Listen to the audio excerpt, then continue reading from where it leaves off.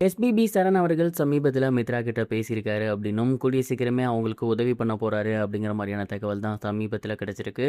என்ன நடந்திருக்கு அப்படிங்கிறது தான் இந்த ஒரு வீடியோல நம்ம பார்க்க போறோம்.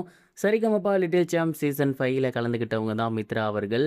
அவங்களோட அப்பா, அம்மா 2 பேத்துக்குமே ஹெல்த் இஷ்யூஸ் இருந்துச்சு. குறிப்பா அவங்களுடைய அப்பாவுக்கு 2 கிட்னியுமே ஃபெயிலியர் ஆகியிருந்துச்சு அப்படின்னும், அவங்களோட அம்மா தான் அவங்க அப்பாவுக்கு 1 கிட்னி குடுத்துருக்காங்க. இவங்க 2 பேத்துக்குமே இப்ப ட்ரீட்மெண்ட் பண்ணணும். அதற்கு பணத்துக்காக தான் நான் இப்ப இந்த இடத்துக்கு வந்திருக்கேன். அப்படிங்கிற மாரி ரொம்பவே ஓப்பனான ஒரு ஸ்டேட்மெண்ட்ட வச்சிருந்தாங்க. அவங்க வந்து பார்த்தீங்கன்னா, ரொம்ப சூப்பரா பாடியிருந்தாங்க. பட் பாதியிலேயே சரிகமபா நிகழ்ச்சியிலேருந்து விலகிட்டாங்க. ஆனாலுமே அவங்க அப்பா, அம்மாவுக்கு வாலண்டியர்ஸா நெறைய பேர் ஹெல்ப் பண்ணியிருந்தாங்க. நெறைய பண உதவி கிடைச்சிருந்துச்சு. அத வச்சு ட்ரீட்மெண்ட் பார்த்துருந்தாங்க. இருந்தாலும் சமீபத்தில உடல்நலக் குறைவு காரணமா மித்ரா அவர்களோட அப்பா இறந்து போயிருக்காரு. அவரோட மறைவுக்கு தொடர்ந்து மித்ராக்கு நெறைய ரசிகர்கள், சரிகமபா நிகழ்ச்சியில இருக்கக்கூடிய ஜட்ஜஸ், கண்டஸ்டன்ட்ஸ் அப்படின்னு எல்லோருமே தங்களோட கண்டோலன்ஸா பதிவு பண்ணி வந்துட்டு இருக்கக்கூடிய இந்த ஒரு நேரத்தில, எஸ்பிபி சரண் அவர்களுமே மித்ரா அவர்கள்ட்ட பேசியிருந்தாங்களாமா. எஸ்பிபி சரண் அவர்கள் இப்ப இந்தியால இல்ல. அவரு ஃபாரின்ல ஒரு கான்சர்ட்காக போயிருக்காரு.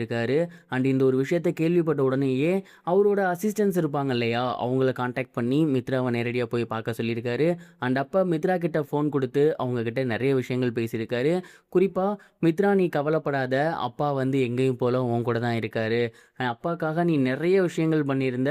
அது எல்லாமே அப்பா பார்த்தாரு. அவரோட மனசு உண்மையிலுமே திருப்தியாகி இருக்கும். நீயுமே நல்லா பாட ஆரம்பிச்சுட்ட. கண்டிப்பா நீ பொழச்சுக்குவங்கிற நம்பிக்கை அவருக்கு வந்திருக்கும்.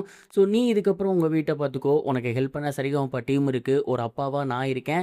நீ எதுக்குமே கவலைப்படாத. உனக்கும் சரி, உன்னோட தம்பிக்கும் சரி, படிப்பு செலவ ஃபுல்லாவே நான் ஏத்துக்கிறேன். உங்களுக்கு எந்த விஷயம்னாலுமே சரி, தயங்காம என்ட்ட கேளுங்க.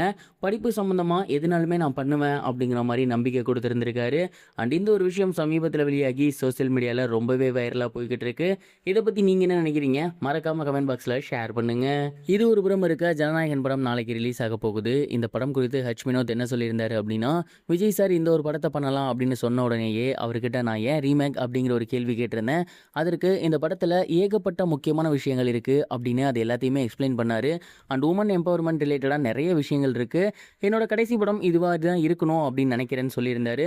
ஸோ அதனால தான் இந்த படம் பண்ணியிருந்தோம். ஃபர்ஸ்ட் ஹாஃப் முழுக்க முழுக்க ரீமேக்கா தான் இருக்கும். பட் செகண்ட் ஹாஃப் முழுக்க முழுக்க என்னோட படமா இருக்கும். கண்டிப்பா உங்க எல்லாருக்குமே பிடிக்கும். விஜய் சாரோட லாஸ்ட் படம் அப்படிங்கிறதுனாலேயே நிறைய விஷயங்கள நாங்க பார்த்து பார்த்து பண்ணியிருந்தோம். கண்டிப்பா இந்த படம் உங்களுக்கு பிடிக்கும். எல்லாருமே தியேட்டர்ல போய் பாருங்க. உங்களுக்கு இந்த படம் ஒரு பெஸ்ட் என்டர்டெயின்மெண்ட்டா இருக்கும் அப்படிங்கிற மாரி அவர் சொல்லியிருந்தாரு. விஜய் சாரோட கடைசி படம் ரசிகர்கள் எல்லாருமே மிகப்பெரிய ஒரு ஆவலோட இருக்காங்க. படம் எப்படி இருந்தாலுமே கொண்டாட ரசிகர்கள் ரெடி. படம் எப்படி இருக்க போகுது அப்படிங்கிறத பொறுத்திருந்து தான் பார்க்கணும். லீக் ஆகியிருந்தாலுமே மிகப்பெரிய ஒரு எதிர்பார்ப்பு இந்த படத்துக்கு இருக்கு. நீங்க டிக்கெட் புக் பண்ணிட்டீங்களா? விஜய் சாரோட கடைசி படம் உங்க மனநிலை எப்படி இருக்கு? கமெண்ட் பாக்ஸ்ல ஷேர் பண்ணுங்க. இதுவரைக்கும் கனெக்டிங் டிவிக்கு சப்ஸ்கிரைப் பண்ணனா மறக்காம சப்ஸ்கிரைப் பண்ணிக்கங்க. உடனடி அப்டேட்ஸ் பெறுவதற்கு நோட்டிஃபிகேஷன் பெல்லையும் கிளிக் பண்ணிக்கங்க.